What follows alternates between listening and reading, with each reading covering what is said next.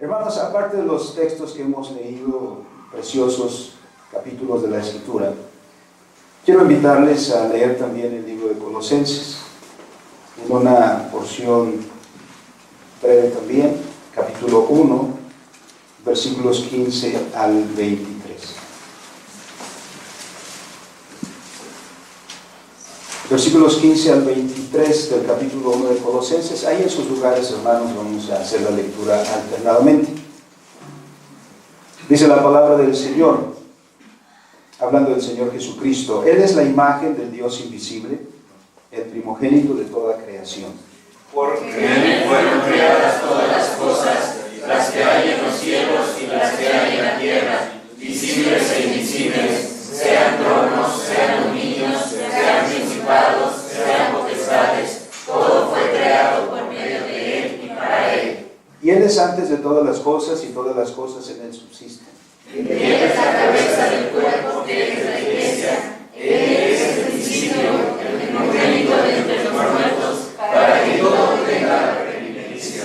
Por cuanto agradó al Padre que en Él habitase toda plenitud, Y por medio de Él reconciliar consigo todas las cosas, así las que están en la tierra como las que están en los cielos, haciendo la paz mediante la sangre de su cruz. y a vosotros también, que erais en otro tiempo extraños y enemigos en vuestras mentes, haciendo malas obras, ahora os ha reconciliado. En su cuerpo de carne, por medio de la muerte, para presentarlos santos y sin mancha e irreprensibles delante de Él. Si en verdad permanecéis fundados y firmes en la fe, y sin moveros de la esperanza del Evangelio que habéis oído, el cual se predica en toda la creación que está debajo del cielo, del cual yo, Pablo, fui hecho ministro. Ahora pues, Está ahí nada más. ¿Se durmieron, hermano? Se durmieron, y en una clase hay que estar despiertos. El calvinismo de Calvino. ¿De dónde tomé ese título? Llegó a mis manos hace algunos meses un libro que tiene ese título, El calvinismo de Calvino, pero que solo expresa dos temas: la predestinación y la providencia secreta de Dios. Ese es el subtítulo de este texto. Y me llamó la atención que se presentara entonces como el calvinismo de Calvino. Entonces, había comentado un comentario informal con nuestro hermano Velázquez, platicando ahí, como a veces hacemos. Y entonces, yo le comentaba que hay en las instituciones de Calvino, en muchos lugares, referencias a lo que podemos ver como lo que hoy conocemos como el pensamiento reformacional. Algunas ideas muy importantes que van a ser desarrolladas por Abraham Kuyper, por ejemplo, y otros pensadores que vienen después y que son muy conocidos por nosotros, por nuestra comunidad calvinista. Y entonces llegó ese libro y lo comencé a hojear, y entonces se concentra muy específicamente en la doctrina de la predestinación y en la providencia secreta de Dios. Y entonces dije, este es un reduccionismo tremendo de lo que pensaba Calvino. Eso en primera instancia. En segunda instancia, nos hemos visto en los últimos años, hermanos, en cierto debate, el pensamiento reformacional, en un debate en las iglesias presbiterianas también. Y han llegado a mis manos dos escritos. Primero de alguien que intenta criticar a la teología reformacional de Gordon Spyman, pero que su crítica es más bien no una crítica, queda muy lejos de serlo, y parece no entender lo que dice Spyman. Llegó otro escrito también en donde se intenta hacer una referencia del pensamiento reformacional, pero lo único que son son declaraciones como decir los reformacionales son orgullosos, los reformacionales dividen las iglesias, los reformacionales, etc. En ninguno de los dos documentos hay un señalamiento para decir esto es lo que piensan de las Escrituras y está mal, o esto es lo que piensan de la salvación y está mal. Alguien me preguntaba si daríamos una respuesta. Digo, hermano, esto no se puede responder. Y de hecho a este primer documento acabo de leer una respuesta que escribió el doctor Adolfo García de la Sierra, precisamente, respondiendo a uno de estos dos documentos. En este contexto, entonces, que al escuchar la palabra reformacional, de repente suena como algo nuevo, algo que nunca se ha mencionado, algo que nunca se ha dicho. Y muchos son los que hacen entonces la pregunta de qué es el pensamiento reformacional. Para algunos no somos calvinistas, algunos no somos presbiterianos, es más, no somos reformados. Estamos predicando cosas muy nuevas.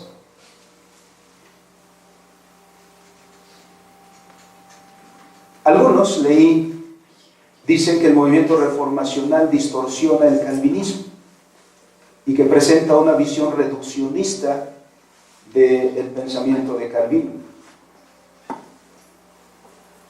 Y como ya lo ha referido el pastor Velázquez, el profesor Velázquez, en una de sus conferencias, era en un contexto presbiteriano, alguien se atrevió a decir que ya no invitaran al pastor Velázquez porque no era presbiteriano, era reformado. Entonces, en este escenario que nos ha tocado a nosotros, y siendo nosotros una institución que nos hemos presentado como una institución reformacional, estamos comprometidos con el pensamiento reformacional y somos conocidos como una institución que enseña eso desde 1984. En aquellos inicios en los cuales el doctor Juan Pablo Roberts comenzó la enseñanza de este pensamiento, primero con los profesores, abriendo finalmente en nuestro programa de maestrías en 1988, me parece, a finales de ese año, y dando su primera generación de egresados del programa de maestría en 1990. Y a partir de entonces hemos seguido trabajando sobre el testimonio reformacional. Así que cuando leí este libro de El calvinismo de Calvino, pero se concentra en la predestinación y en la doctrina de la providencia secreta de Dios, bueno, pensé, debemos darle correcto significado a esa declaración. ¿Cuál es el calvinismo de Calvino? Porque al presente hay muchos calvinismos. Parece que el término calvinismo tiene muchas definiciones dependiendo a quién le preguntemos. Y la única manera de que salvemos esa situación es que nos sentemos.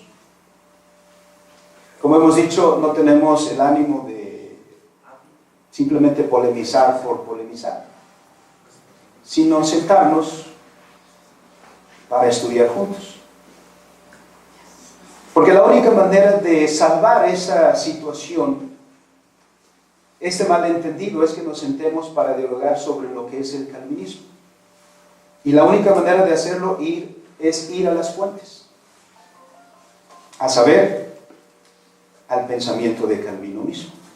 Es decir, para saber qué dijo Calvino, no debemos ir a alguien que escribió sobre Calvino, porque eso es como decir que me lo dijo el primo de un amigo, y no estamos llegando a las raíces, a los fundamentos. Así que la única manera de salvar esta cuestión es ir entonces a las raíces, a las fuentes.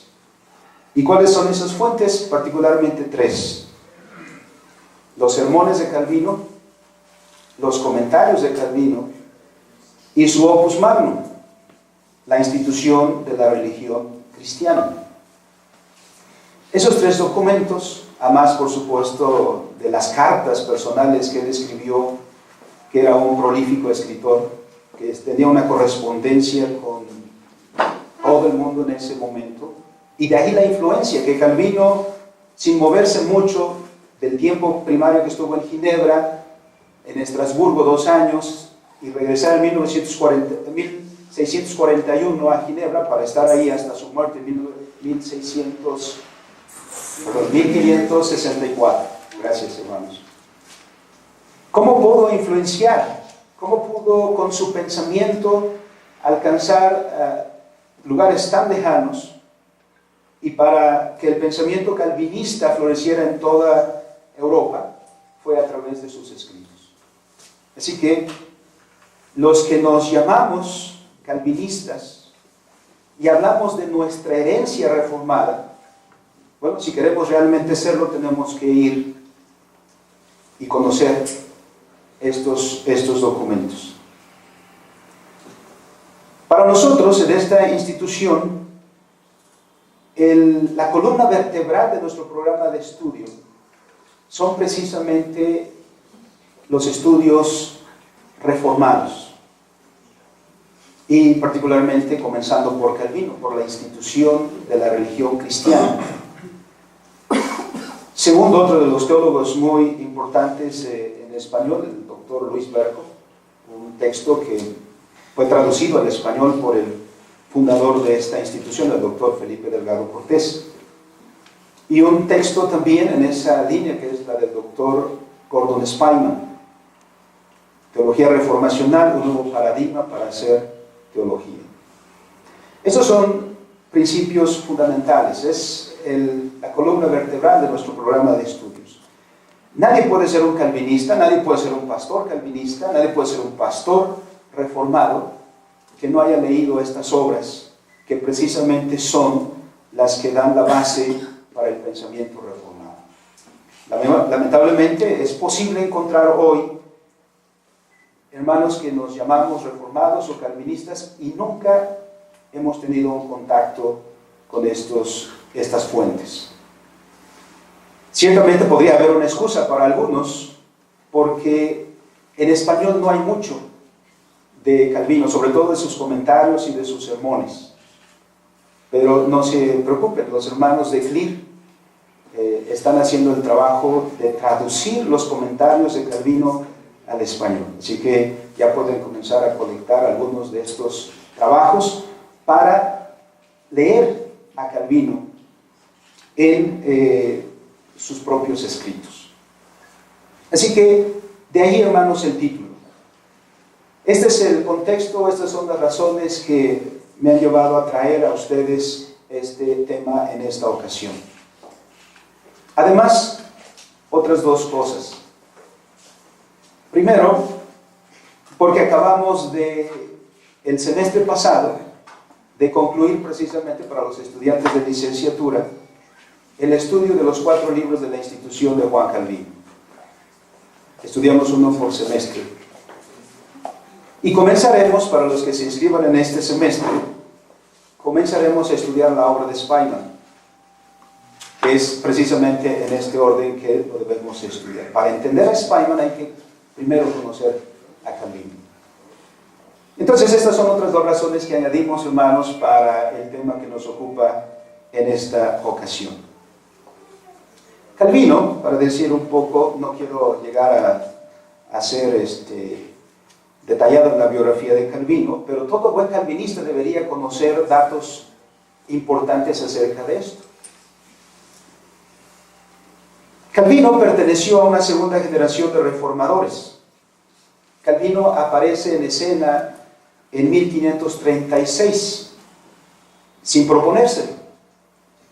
Él escribió una apología en marzo de 1536, lo que va a llegar a ser la institución de la religión cristiana que conocemos hoy, porque esta versión que conocemos hoy, y disculpen, hermanos, maltrato, pero Esta es la versión de 1559. Este es ya el trabajo final de 1559, en la versión latina, y la traducción al francés de 1560, de Juan Calvino también. Pero la primera versión es de 1536, de marzo de 1536, a la obra que Calvino iría añadiendo en el transcurso de los siguientes años. Porque fue una obra que impactó incluso antes de que él llegara o se presentara como el líder que conocemos ahora que es. Las casualidades no existen. Todas las cosas están dirigidas por la mano de Dios. Y aunque pudiera parecer una casualidad que Calvino llegara a Ginebra, así como parece una casualidad que el apóstol Pablo haya sido encontrado por el Señor en el camino a Damasco, la verdad es que no. Porque así como el Señor dijo de Pablo, instrumento útil me es este, también eso podría decirse de Calvino. Porque en el contexto en el cual surgió el protestantismo, que ya tenía algunos años, más o menos unos, ¿cuántos años? De 1517 a 1536. Son 20 años. 20 años de ese movimiento. Y como ustedes saben, cuando surgió la Reforma, surgió con una efervescencia tremenda. Pero al paso de los años se van estabilizando las cosas y la Reforma corría el riesgo de colapsar, porque no había un pensamiento sistematizado que diera cohesión al movimiento de la Reforma. La Reforma luterana, con todo y lo que hemos sabido de ella, es una bendición. Sin embargo, fue una reforma incompleta e inconstante. Lutero, con su doctrina que encontró en Romanos capítulo 1, el justo por la fe vivirá, siempre se mantuvo más enfocado en la doctrina de la justificación por la fe, que muchos otros temas de la doctrina cristiana quedaron un poco al margen. Y aunque Lutero y otros también rechazaban el predominio de la Iglesia Católica Romana, recordemos el monopolio de toda la Edad Media, no solamente en los asuntos eclesiásticos, la Iglesia Católica Romana se había extendido sobre toda la vida. Al fin y al cabo se presentaba como la representante de Dios. Y casos, por ejemplo, como el de Galileo, cuyo trabajo tenía que ver con la astronomía, la Iglesia, sin embargo, lo procesó, puesto que aquello que estaba diciendo no concordaba con lo que estaba diciendo la Iglesia. Bueno, esos son ejemplos del dominio de la Iglesia. Y por el otro lado, el énfasis de la Reforma desde el principio en las Escrituras como nuestra única norma de fe y práctica. Estas dos cosas es muy fácil decirlas, pero traerlas a la práctica, aplicarlas a la vida práctica, se volvió un trabajo enorme. Es más fácil decirlo que hacerlo.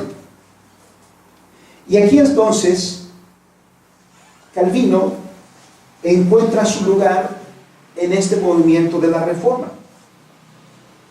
Así como dijimos, Lutero le quedaron muchos aspectos de la doctrina y de la vida cristiana un tanto cuanto abandonados.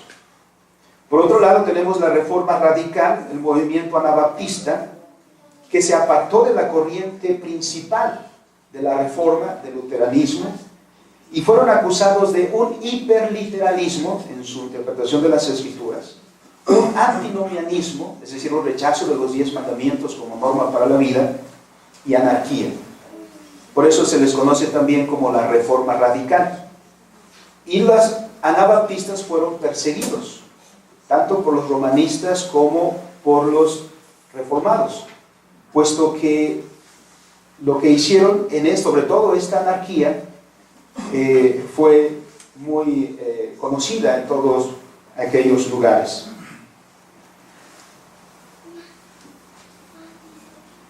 Para todos los reformadores, entonces, era sencillo, y estaban todos de acuerdo, en negar a la Iglesia el derecho de hablar en el nombre de Dios.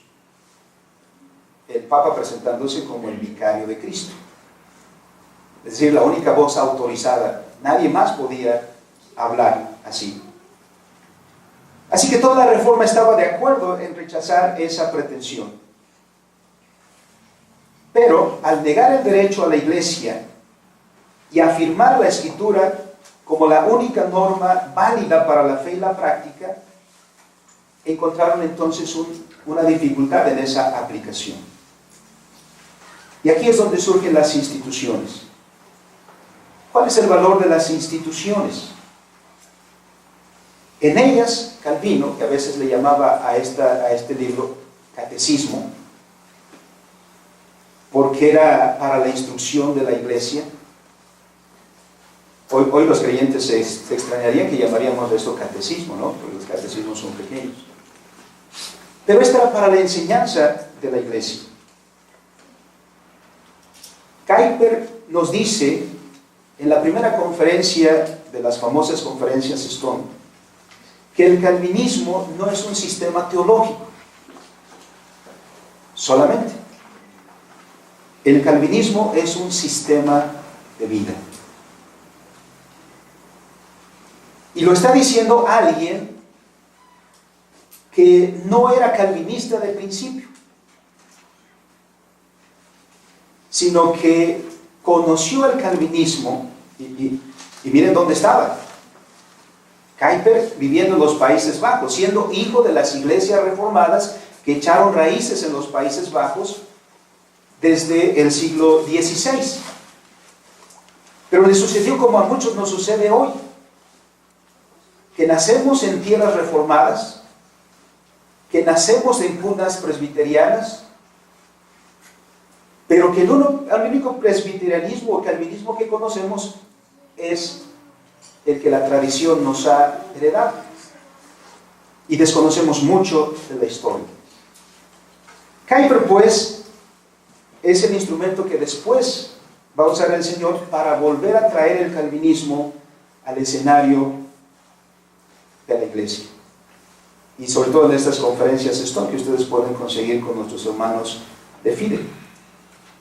Así Calvino no solamente estaba considerando un sistema eclesiástico, sino en las instituciones Calvino nos da una cosmovisión, una palabra que es extraña para muchos y que muchos se niegan a usar porque dicen, no, esa es una palabra que pertenece a la filosofía y no tiene nada que ver con la confesión de la Iglesia. Cosmovisión es una palabra muy sencilla para decir simplemente que nos da una visión amplia de la realidad y de la vida como un todo. Calvino no habla del cristianismo solamente en sus implicaciones eclesiásticas, aunque él era pastor. Pero recordemos que la formación de Calvino también fue la de un humanista.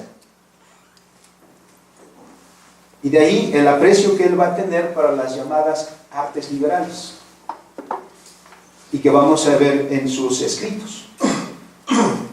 Así pues, entendiendo este contexto, el objetivo de Calvino es establecer la esencia del cristianismo de la época apostólica en el siglo XVI, en su tiempo. De ahí la Reforma.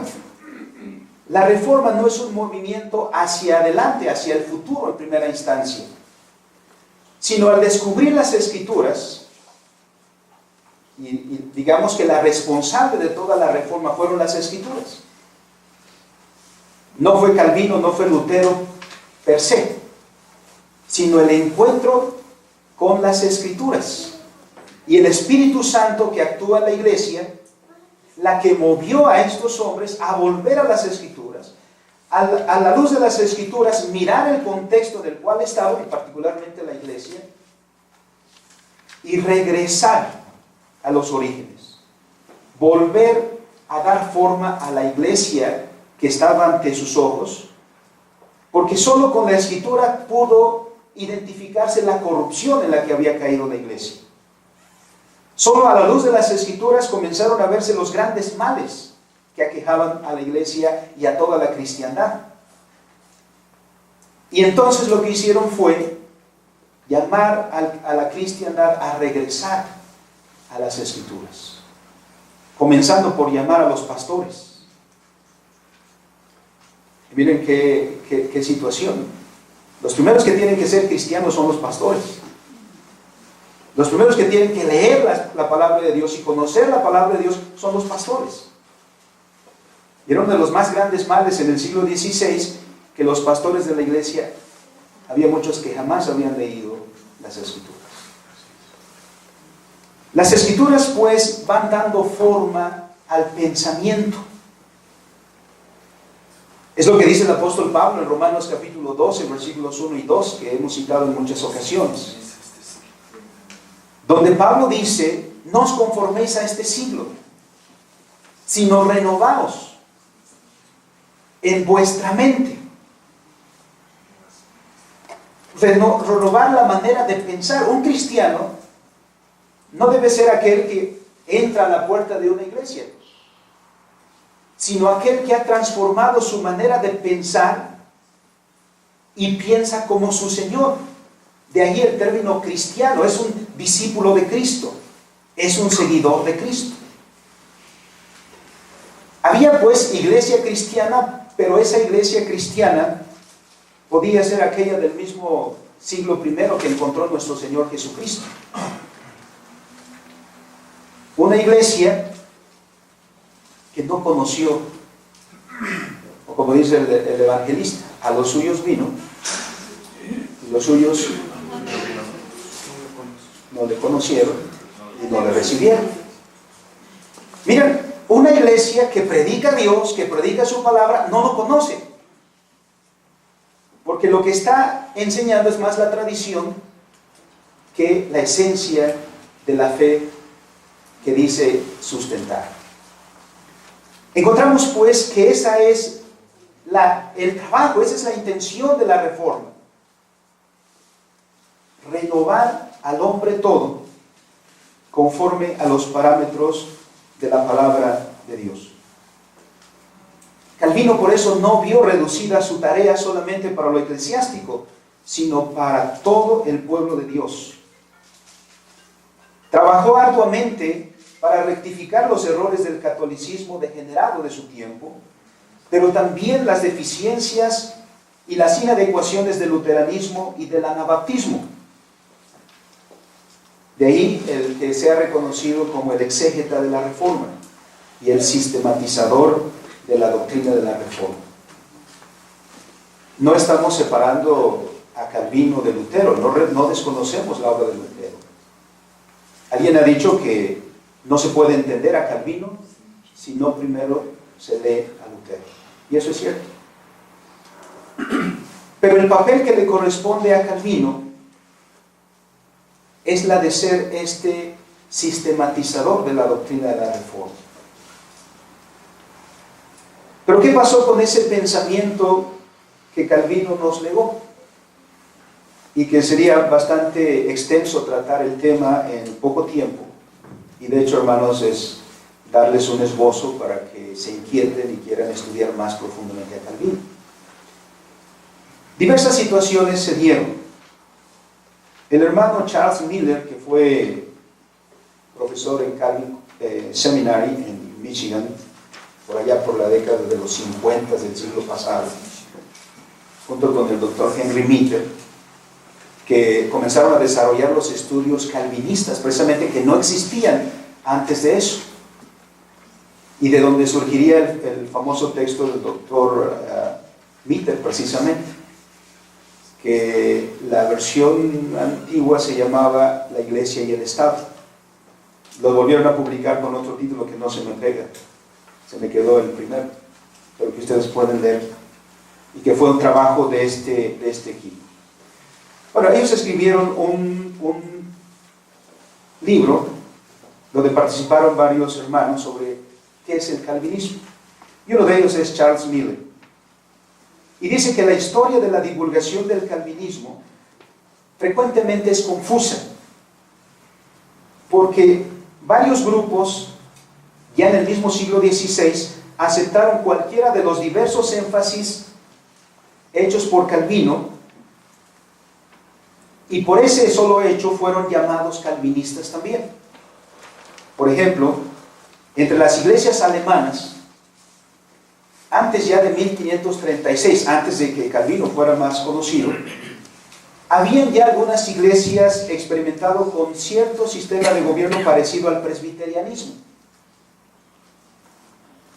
Y por ese solo hecho fueron llamados calvinistas. Aunque en todo lo demás no lo eran. Otro caso es, los encontramos en Inglaterra, a los congregacionalistas. Congregacionalistas ingleses que aceptaron la teología calvinista, a la vez que rechazaron su punto de vista sobre el gobierno de la iglesia. Y por ejemplo, cuando se terminaron los documentos de la Asamblea de Westminster, 1645, además de los libros que conocemos, la Confesión de Fe, el Catecismo Mayor y Menor de Westminster, no fueron los únicos 3 libros que produjo esa asamblea. Hubieron otros 2. ¿Quién lo conoce? ¿Quién se acuerda? Los presbiterianos sí se lo saben. ¿Los presbiterianos se lo saben? Confesión helvética. No. Que saquen su catecismo menor, por lo menos. Así no les hacemos examen a los alumnos, para que vayan entrando en Calor. calor. Nuestra confesión de fe, pero ¿qué otros 2 documentos? Fueron 5 documentos que produjo la Asamblea de Westminster. La Confesión de Fe, eso evidentemente lo conocen. Si no lo leyeron, si no la han leído, por lo menos si la conocen de referencia. La paz. Catecismo Mayor y Catecismo Menor, aunque del Catecismo Menor probablemente solo sepamos la pregunta 1. Pero también escribieron un libro sobre liturgia, el Directorio de Adoración, o Directorio para el Culto Cristiano. Y el otro fue el libro de gobierno. Entonces, los congregacionalistas, ¿por qué se llaman congregacionalistas? Porque en eso están diciendo cuál es el sistema de gobierno que adoptaron. No el presbiteriano, sino el congregacionalismo. Pero en la restante doctrina eran calvinistas. También fueron llamados calvinistas algunos luteranos solo por rechazar la doctrina de la consubstanciación. Es decir, una de las doctrinas que estuvo en medio del debate en el siglo XVI no era la predestinación. En la predestinación estaban de acuerdo Lutero, Zwinglio, Farel, Calvino, hasta Ignacio de Loyola. Ese no era el problema. Pero la doctrina que sí estaba en el centro del debate era la cena del Señor. Tanto que había 4 posturas.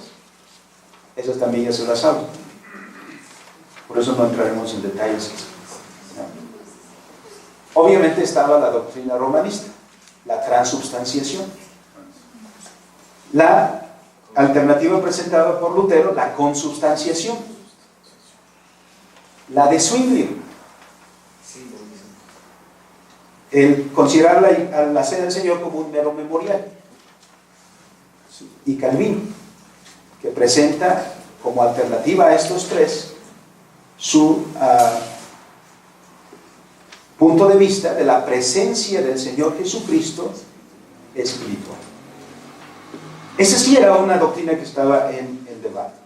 Pero entonces algunos luteranos, podemos ver que eran luteranos en todas las doctrinas restantes, solo que diferían con la doctrina de la consubstanciación. Había también reformados de los Países Bajos, reformados, que silenciosamente aceptaron el erastianismo. Ya también saben qué es el erastianismo. Pues es que cuando uno comienza a estudiar una carrera, comienza a usar los tecnicismos, ¿no? Los propios de la carrera. Entonces estamos en un contexto teológico, pues entonces tenemos que manejar algunos términos. El erastianismo, recuerden que Lutero escribió un libro que se llamaba o estaba dirigido a la nobleza alemana. E invitaba y decía que la nobleza alemana era la responsable o debería trabajar para que se conociera el Evangelio. Y en cuestiones de gobierno de la iglesia, suscitó la iglesia o la puso a la iglesia bajo el gobierno del Estado o del gobierno civil. Eso se conoce como erastianismo. Así que en el sistema de gobierno entonces eran erastianos, pero en otros temas eran reformados. Y así podríamos seguir. Lo que vemos es entonces que cualquier grupo que sostuviera cualquiera de las ideas principales de Calvino, no todas las ideas de Calvino, sino algunas de las ideas de Calvino, pronto llegaría a ser conocido como calvinista, por mucho que se hubiera apartado de los énfasis básicos de Calvino mismo. Así que vemos entonces que el término calvinismo no tiene una connotación única desde el mismo inicio de su historia. Por lo tanto, aquí entonces llegamos al punto otra vez de entonces ¿qué enseñó Juan Calvino? ¿Y qué es entonces el calvinismo? Una vez más Miller dice: solamente con la edición definitiva de sus instituciones y la publicación progresiva de sus comentarios y sermones, Calvino estaba finalmente definido. ¿Cuál es el pensamiento de Calvino? ¿Y qué es el calvinismo? A veces hay calvinistas más calvinistas que Calvino, ¿no? Calvino mismo podría rechazar esta afirmación, porque no era su intención, ¿no? Calvino no buscaba los reflectores hacia él, como muchos líderes eclesiásticos hoy que se presentan y quieren toda la atención hacia ellos. Calvino no buscaba eso. Calvino buscaba solamente traer toda la atención a la palabra de Dios y a Dios mismo. Por eso también se dice que Calvino, el teólogo o el pensador, tuvo muchos discípulos, pero no Calvino la persona. Porque el pensamiento de Calvino, como es presentado particularmente ya de esta forma acabada en 1559 en la institución de la religión cristiana, creó una cosmovisión que precisamente esta manera de ver el cristianismo atrajo a sus propios discípulos. Y aunque no le gustara a él, para identificar cualquier corriente de pensamiento, pues se usó el término calvinista para designar a aquellos que apreciaron y siguieron el desarrollo de aquel pensamiento plasmado en las instituciones de la religión cristiana, sobre todo. Pero también aquí, designar el pensamiento de Calvino como la teología de Calvino es un término un poco o muy poco apropiado, porque históricamente el calvinismo no era otra cosa sino la rearticulación de la teología de Agustín. Y eso es lo que dice Carlos Spurgeon,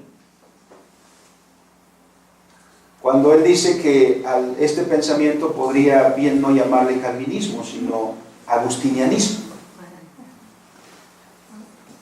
Y probablemente, yendo más atrás, paulinismo, porque es lo mismo que enseñó el apóstol Pablo. Y si vamos así, entonces es todo lo que enseña la Escritura. Pero, pues las ideas se tienen que definir.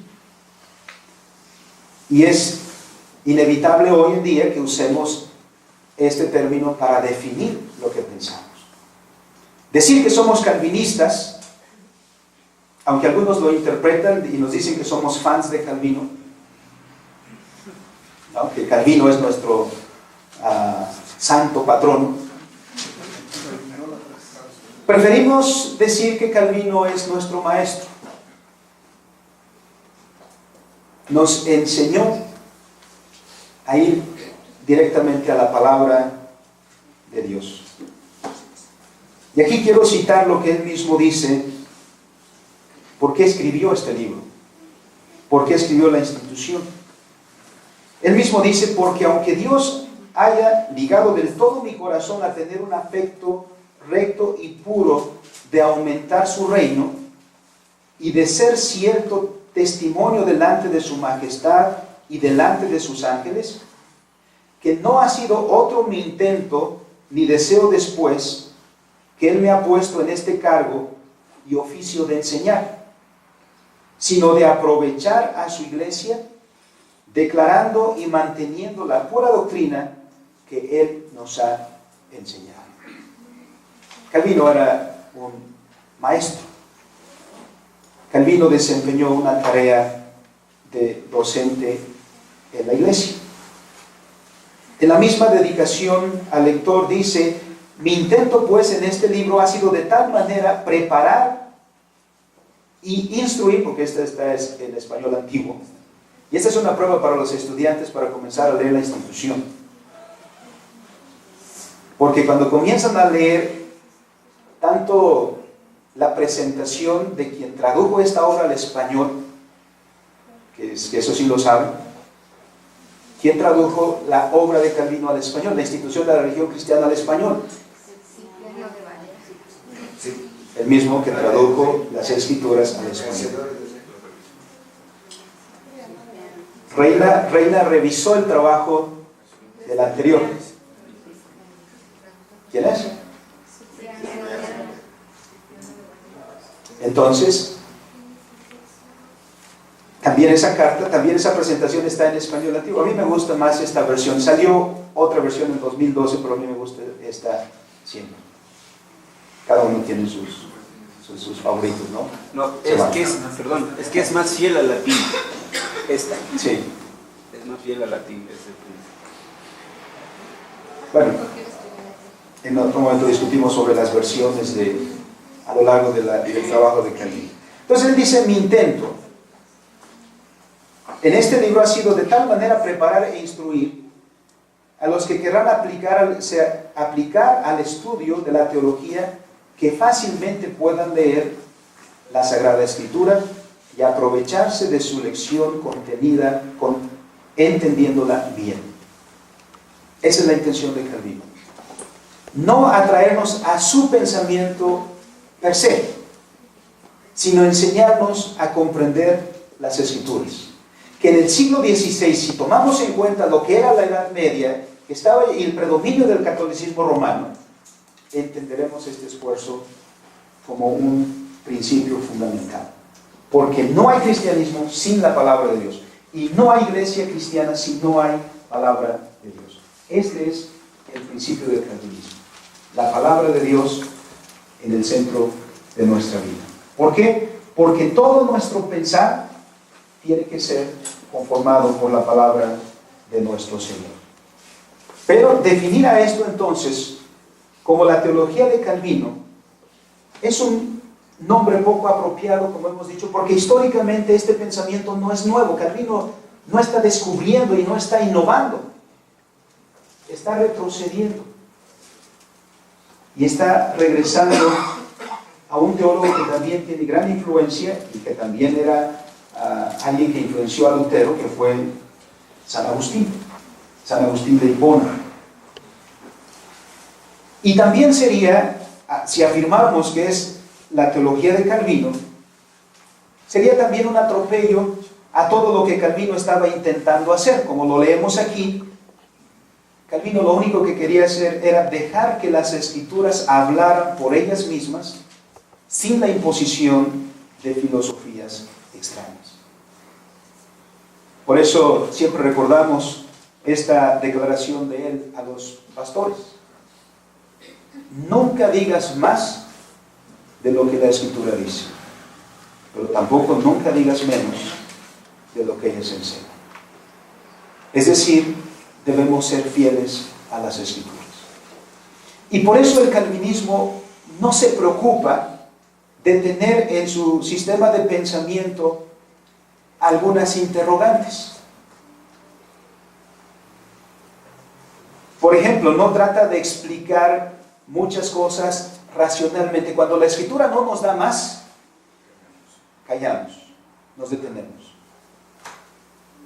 No es nuestra tarea, por ejemplo, explicar lógicamente la existencia de Dios. Partimos de la declaración de la Escritura: Dios existe. Punto. No hacemos intentos por demostrar lógicamente la Trinidad. Creemos en la Trinidad porque es escritural. Y cosas como estas. Así que lo único que quería hacer Calvino es dejar que las Escrituras hablaran.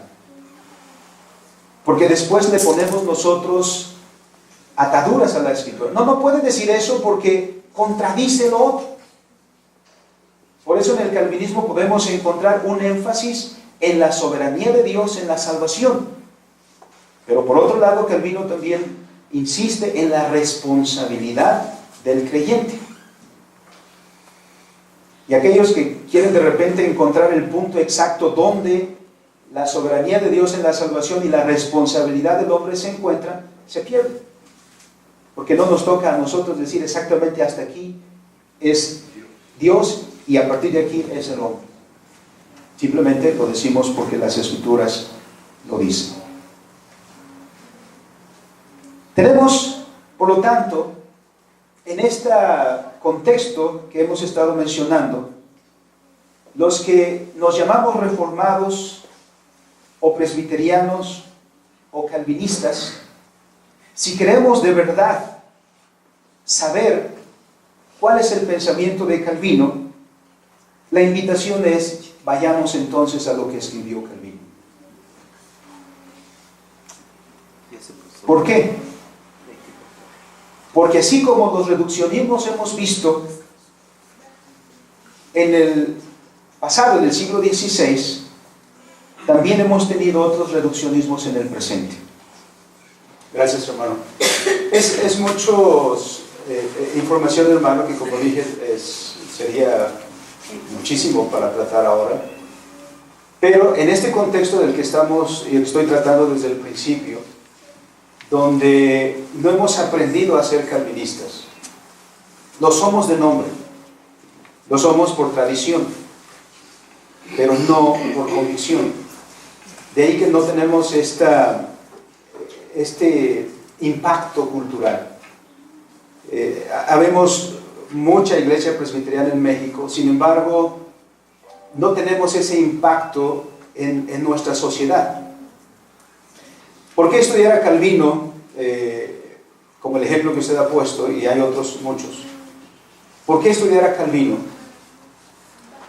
Porque el calvinismo en el siglo XVI no fue un movimiento eclesiástico, y la Reforma en sí no fue un movimiento eclesiástico, sino fue un movimiento cultural, transformó el mundo.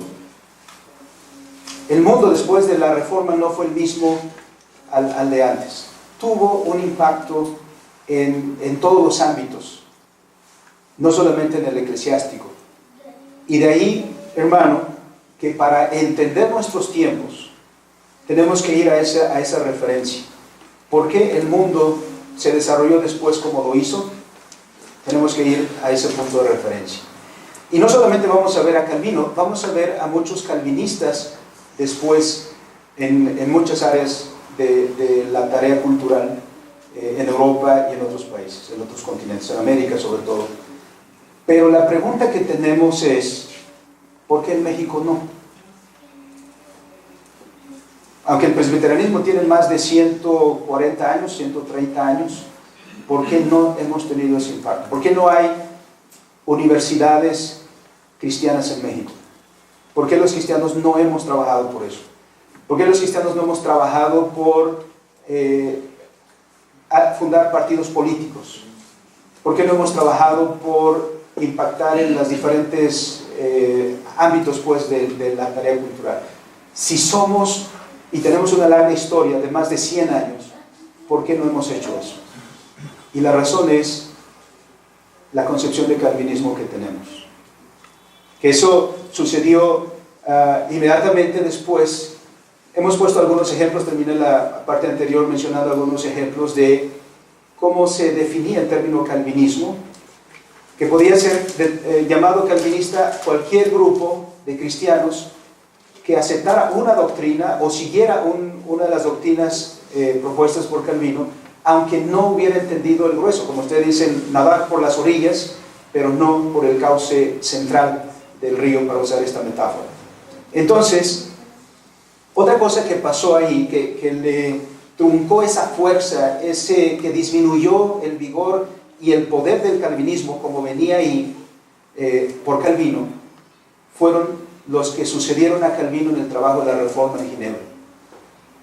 Teodoro Beza y Turretin. Hubo dos Turretin en Ginebra, que fueron los que trajeron el escolasticismo otra vez.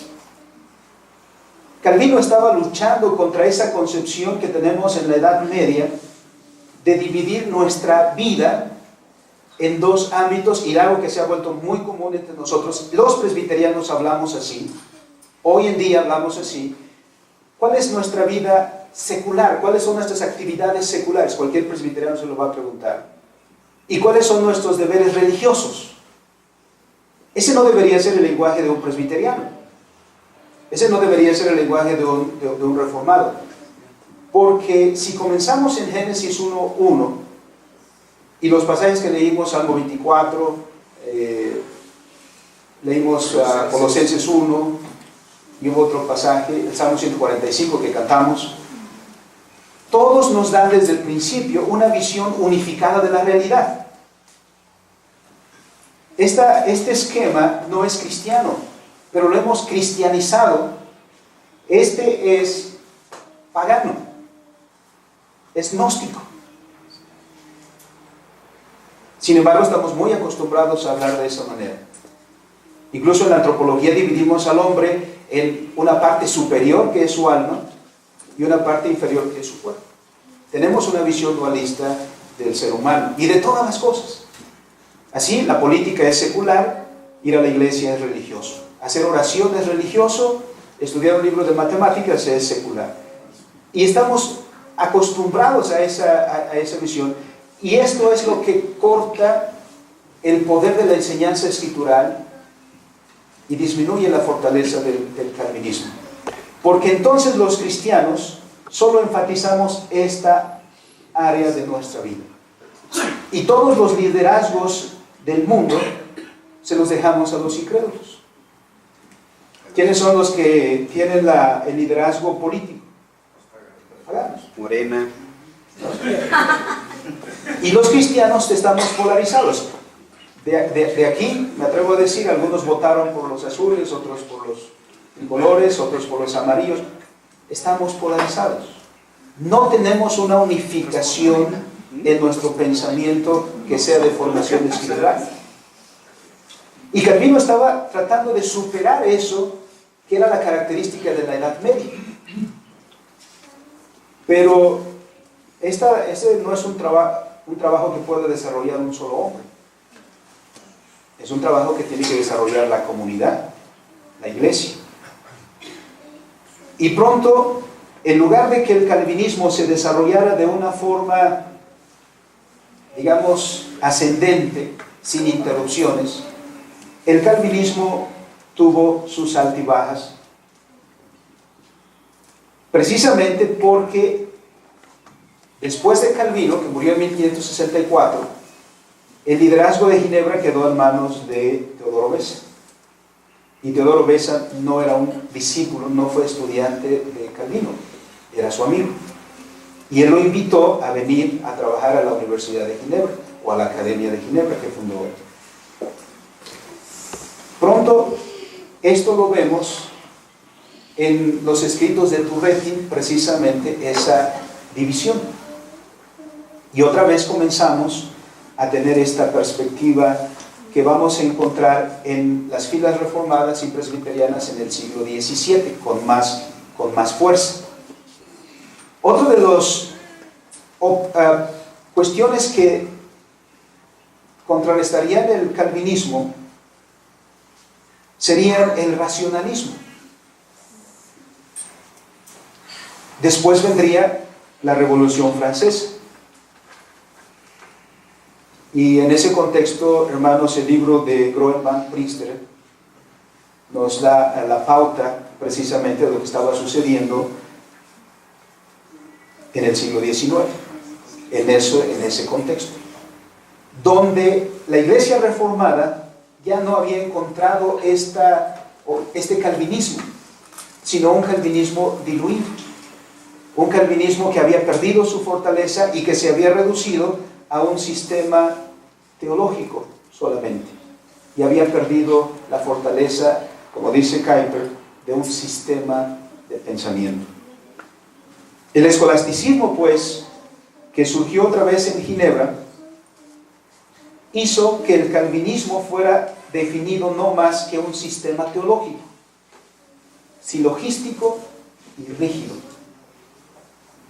Es decir, ya estábamos muy interesados en definir muy bien las palabras que estaríamos escribiendo en algunas doctrinas, por ejemplo, pero perdimos la fortaleza de ese pensamiento. El doctor Van der Waal escribe unas líneas que me llamaron la atención. Dice: a menudo el concepto de reforma es mal interpretado como una actitud conservadora, una mera aceptación y repetición del status quo del pasado. Es decir, hay muchos calvinistas que solo estamos mirando al pasado para guardar el pasado y no para seguir reformando. La reforma no es un movimiento acabado, es un movimiento continuo de transformación. Pero en muchos círculos calvinistas solo se está haciendo esto, regresando al pasado para enfatizar el calvinismo, el status quo del pasado. Y hoy algunos que se oponen a la reforma en este siglo, precisamente es lo que están haciendo. Ya les llamaríamos entonces conservadores, porque lo único que hacen es tratar de conservar lo viejito para no perder. Pero el calvinismo es dinámico.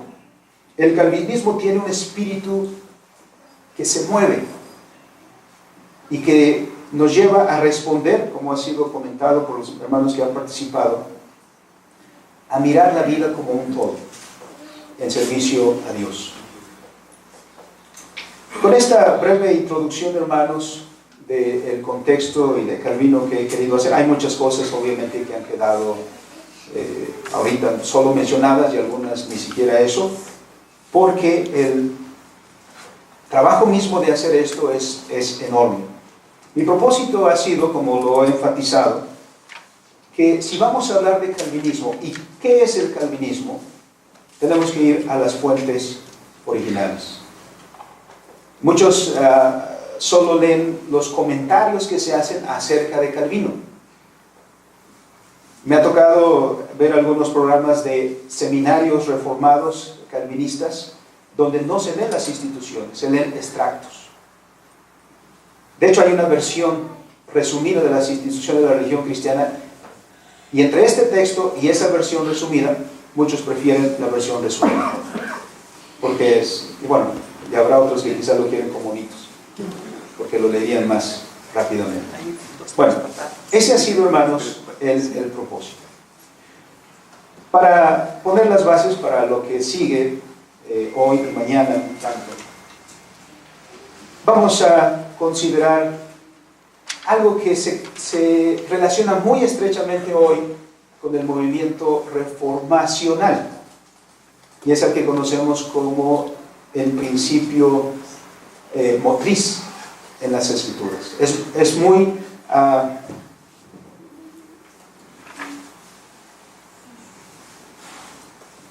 conocido que los reformados o los reformacionales hoy escuchemos hablar de este esquema: creación, caída, redención, en camino a la consumación. Y pensamos que esta es una cuestión nueva.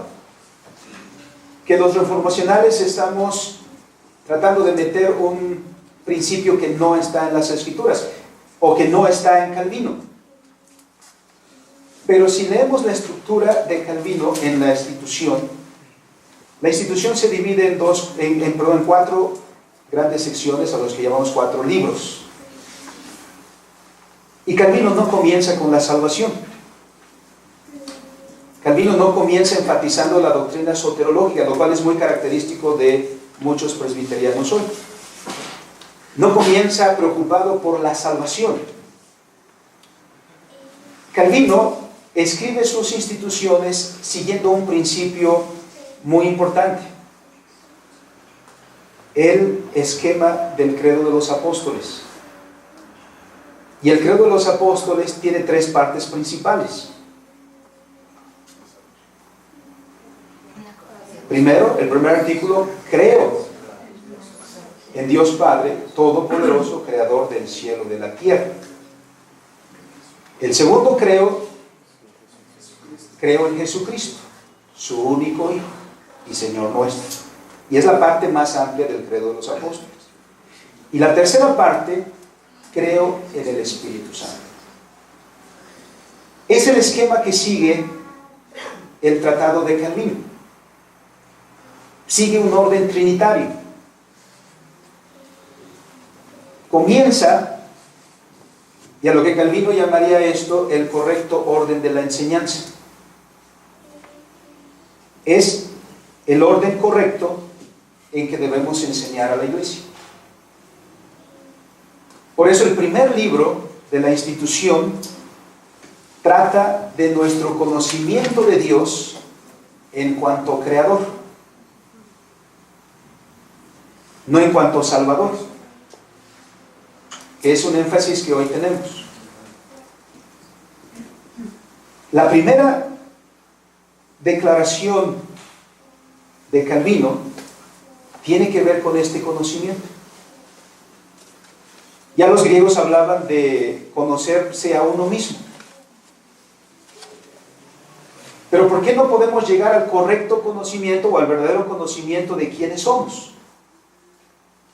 Porque nuestro punto de partida no es el correcto. Si partimos del punto correcto, y Calvino dice, el punto correcto de inicio para todo pensar cristiano está aquí, en conocer a Dios, porque en la medida que conozcamos a Dios, nos conoceremos a nosotros mismos y conoceremos la realidad. Si ustedes ven, esto es algo que los pensadores de cualquier siglo han estado buscando, los que llamamos preguntas de significado. ¿De dónde venimos? ¿Cuál es el propósito de nuestra existencia? ¿A dónde vamos? Muchos han lidiado con esas cuestiones. Pero ¿por qué no hemos llegado a un punto en el que digamos, ya encontramos las respuestas? Porque los puntos donde iniciamos no son los correctos. A veces lo expreso de esta manera: es el sujeto que pregunta es el mismo que responde. Si pregunta es porque no tiene la respuesta y elabora una respuesta a partir de la especulación, tratando de encontrar en el análisis de la afirmación lo que es verdad. El cristiano, como comienza Calvino, dice: debemos comenzar con las Escrituras. Ahí está. Y por lo tanto, ¿qué dicen las Escrituras? En el principio creó Dios el cielo y la tierra. A eso le llamamos el principio categórico. Las Escrituras dan por sentado que Dios existe y nunca explican la existencia de Dios. Comenzamos con esa declaración. Nuestro principio entonces, y es lo que alcanza su expresión en el calvinismo, es nuestra única regla de fe y práctica. Y esa declaración encierra toda la vida. Delimitar esa expresión, todo lo que debemos creer y todo lo que debemos hacer en la esfera eclesiástica, es no haber captado lo que Calvino quiere decir con eso. Por eso, Calvino comienza hablando de la creación y nuestro conocimiento de Dios en cuanto creador. Esa doctrina, y mañana exploraremos un poquito más, la doctrina de la creación ha sido una doctrina muy descuidada por nosotros. Pensamos más en términos salvíficos que en términos creacionales. Por eso no nos ocupa la ciencia, por eso no nos ocupan los temas ecológicos, por eso no nos ocupan los temas de la realidad en la cual vivimos. Al contrario, tenemos una especie de cristianismo escapista. Y el Evangelio mismo, cuando se nos predica, la salvación que nos ofrece, o el Evangelio que se nos ofrece, es una residencia en el cielo. Pero no nos explica nuestros deberes aquí, en el presente, que es algo que enfatiza el calvinismo y que hemos perdido de vista. ¿Por qué el calvinismo y el calvinismo en general, por ejemplo, no está tan ocupado con la escatología? En cambio, hay muchos que sí están ocupados en la agenda de los últimos tiempos, cuándo va a ser la segunda venida, en qué fecha va a ser el rapto y todas estas cosas. Porque el calvinismo parte de este punto. Y de ahí un gran aprecio por la realidad, por la creación, por el mundo de Dios. Como lo hemos cantado en este precioso himno, precisamente, el mundo es de mi Dios. Después de haber tratado en el primer libro, ¿y cuántos capítulos le dedica a eso?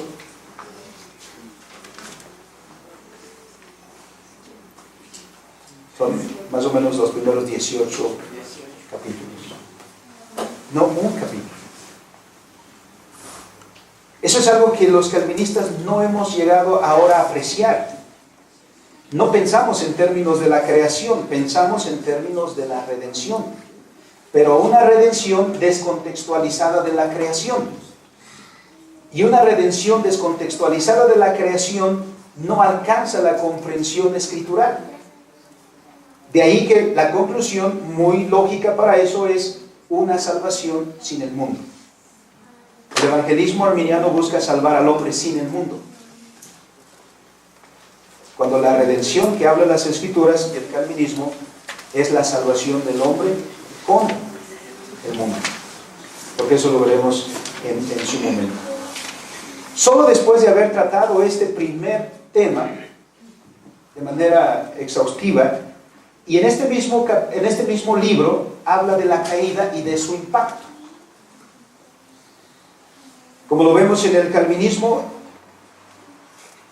la caída o el pecado no se define en términos morales,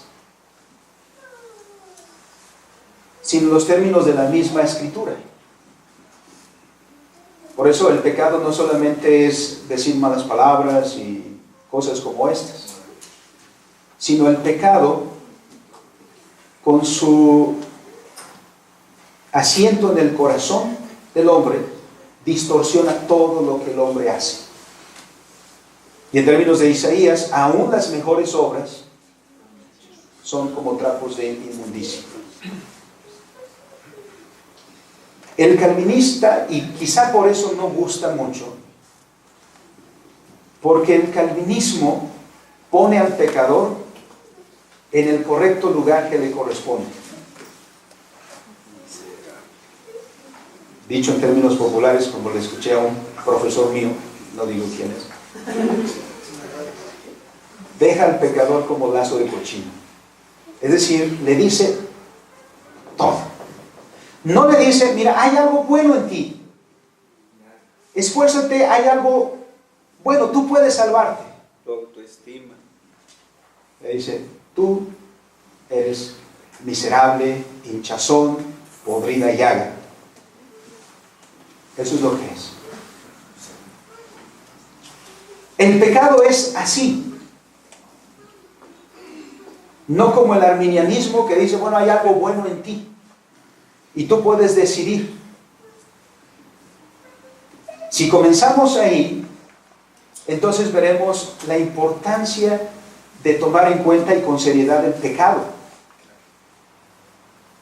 Porque el pecado está hasta en nuestras mejores obras, que podamos decir. Por eso no consideramos que la ciencia esté carente de pecado.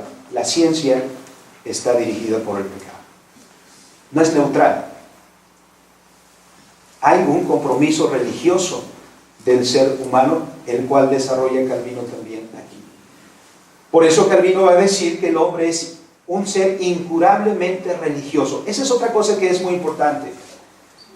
Porque hoy en día cuando definimos religión, la definimos equivocadamente.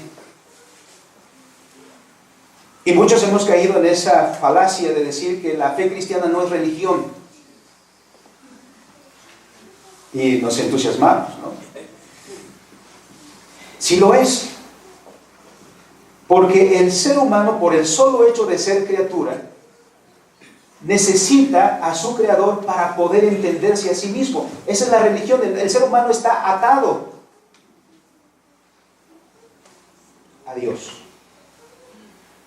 No puede dejar de ser criatura. Y si niega a Dios, va a tener que buscar otro vínculo para comprenderse. Y eso es apostasía. Por eso la apostasía no es solamente eclesiástica. La apostasía es del pensamiento. Entonces, debemos tomar seriamente la caída. Y Calvino nos enseña a tomarla con esa seriedad. Por eso, decía en alguna ocasión, es extraño y raro a nuestros principios que los presbiterianos estemos haciendo evangelismo arminiano. Evangelismo al estilo de Billy Graham, que si analizamos correctamente a las fuentes del calvinismo y el calvinismo en su fortaleza, tendría que darnos pena. Algunos han acusado que los reformados no evangelizamos, que estamos en contra del evangelismo, porque el evangelismo es incompatible con la doctrina de la predestinación. Nada más lejos. El evangelismo claramente está ordenado por nuestro Señor Jesucristo en Mateo 28. Ir y predicar. Ir y hacer discípulos. Pero otra vez, puesto que no comenzamos donde debemos comenzar, la caída también pierde su significado. Y lo reducimos, terminamos siendo pelagianos o semipelagianos, que es lo mismo que ser arminianos, considerando que la caída es un mero catarro que le dio al ser humano, que se quita con una aspirina, y que el evangelio lo reducimos a una aspirina, siendo que este es un cáncer, que es mortal, y que con él no hay solución para el ser humano. En ese contexto es donde el tercer punto brilla maravillosamente. Es donde el calvinista que lo entiende se sorprende, se maravilla de Dios. Decía un teólogo, creo que este era Sproul, lo leí en uno de sus libros, La santidad de Dios, que él escribe. Y él decía, una vez vino un estudiante a mí, en una de mis clases, decía él, y vino para, en cierta manera, quejarse. Y decir, ¿cómo es que Dios puede ser injusto? ¿Por qué salva a unos y a otros no? La respuesta que él le dio dice, mira, en lugar de estar quejándote de esa manera, más bien sorpréndete por qué tú sí. Es decir, sí, no eres mejor que nadie. Y esa es la salvación. Que cuando uno ve la redención en Cristo Jesús en toda su magnitud, es para caer de rodillas, hermanos, de imaginarse la suerte de uno por la caída y la redención en Cristo Jesús por la sola misericordia de Dios. Pero la salvación, como lo trata Calvino, no es que ya te garantiza el cielo, tu departamento en el cielo con todos los servicios, Jardines del recuerdo. sino porque la redención es regresar a la creación. Muchos cristianos hoy hemos hecho de la salvación un fin en sí mismo, el evangelismo un fin en sí mismo, cuando el evangelismo es solo un medio para un fin. Es rescatarnos para ponernos otra vez en los principios creacionales. Por eso cualquier cristiano, y más un calvinista, que no ve el significado de su redención, más que está como en la sala de espera, esperando cuando el Señor le llame, y disfrutar de todas las comodidades que hay en el cielo, es infidelidad. Se traduce en infidelidad a nuestra vocación. Porque nuestra vocación es la que Dios puso desde el principio en Génesis 2.15, o Génesis 1.26 y Génesis 2.5 también. Que la tarea que Dios diseñó para el ser humano está aquí, en toda la extensión de la creación. Calvino no trata tanto acerca de la consumación.